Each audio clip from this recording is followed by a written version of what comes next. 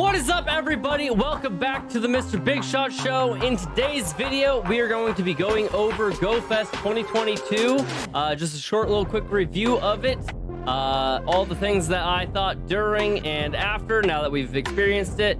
And a few ways that I think that maybe they could change it, you know, to make it better for next year. So as always, leave a comment down below to let me know what you think and what you think about my ideas, or if you have any ideas on how to make GoFest better for the years to come. And leave a like and subscribe and ring the bell for more notifications about new videos that I do release on this channel. And let's get cracking, shall we? GoFest 2022 was just this last weekend.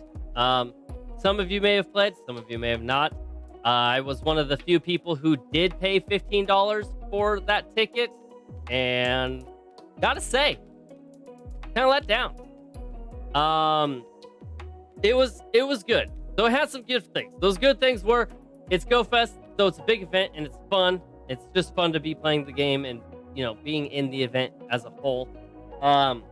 There's a lot of things going on. So like, I like the rotating habitats. They keep it fresh. It's not kind of, sometimes with the community day, you can get kind of burned out on catching the same Pokemon every single time.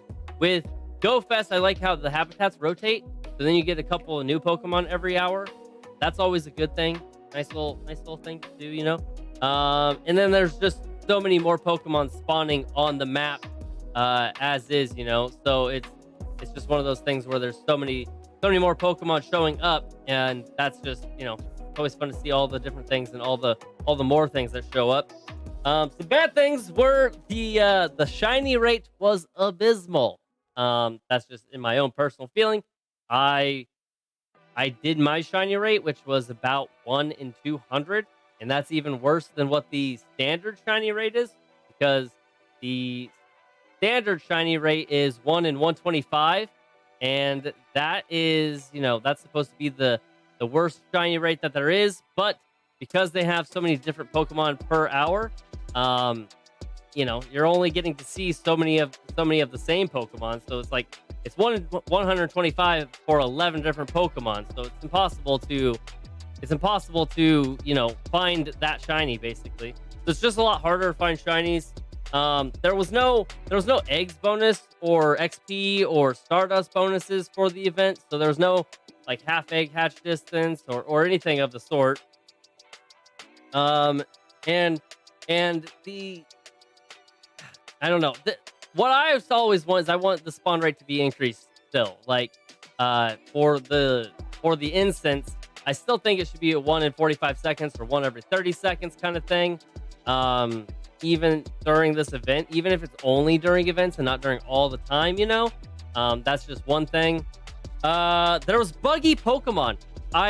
During a bunch of Pokemon that I was clicking on, mostly just Axew. Like, I clicked on Axew 3 times in a row while I was walking around, and it just disappeared before it would even like show up so I could catch it. Like, it just disappeared and then it didn't exist anymore.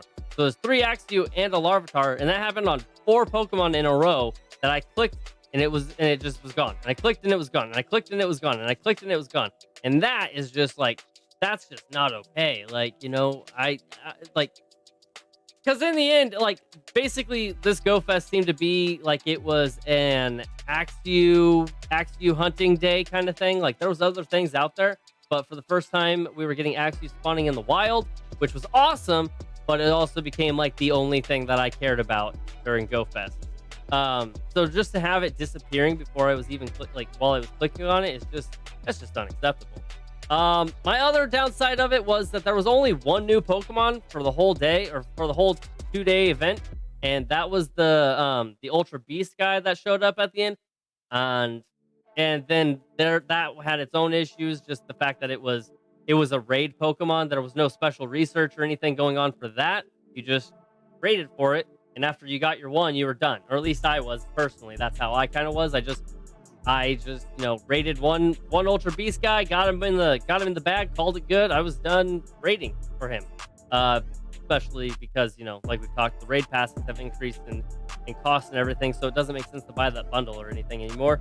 And then the other problem that I had was that, like, not everybody was shiny on the map. Like, we have the Alolan starters on the map and everything, and basically they were just in the way.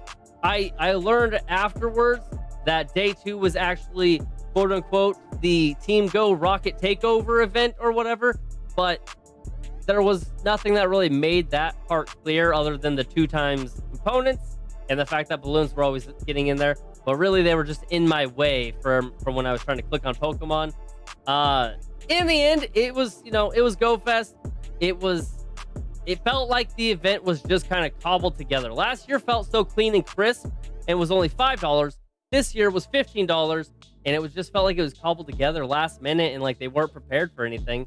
So that's kind of like, that's a major, downside. Like, it makes me kind of regret spending the $15, and I don't know. It just didn't justify the $15 because I didn't have as good of a time this year as I did last year, and that was all because they rolled back a lot of their COVID bonuses and everything. But so I have a few things that I think that they could do to try and make it better. I first wrote down to make better shiny odds, to increase it to the 1 in 20, which is usually reserved for raids.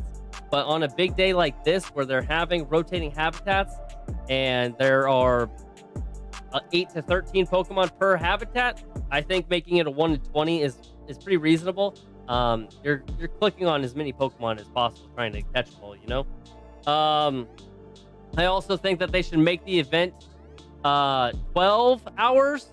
Like, they have Johto Tour go there. They had the Johto Tour this year going from 9 a.m. to 9 p.m. this year, but Go Fest only goes from 10 to 6. Like, so Go Fest, which is your mainstay, your big event of the year, and they didn't even have, they have this other mini event earlier in the year going longer than their big main event, basically. So that's just an oddball thing for me. They should either make it 12 or 24 hours. I think either it's from all the way through until Monday morning at 10 a.m. or whatever, or or it's from 9 a.m. to 9 p.m. kind of thing.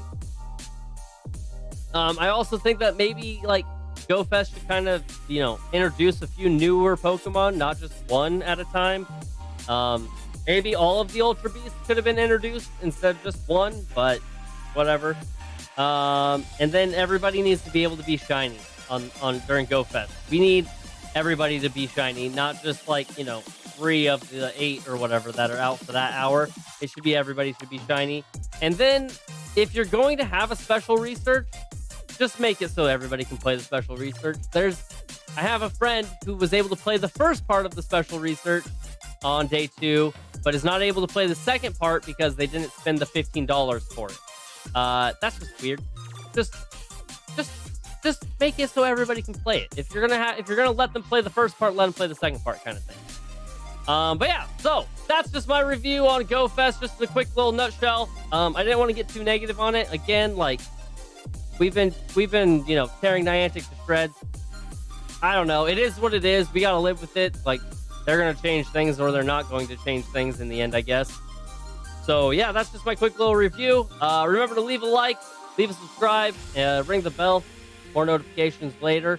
And remember, without further ado, no matter wherever you are, have a good day, good night, and a good morning. And as always, a good shower. And I'll catch you guys in the next one. Peace out!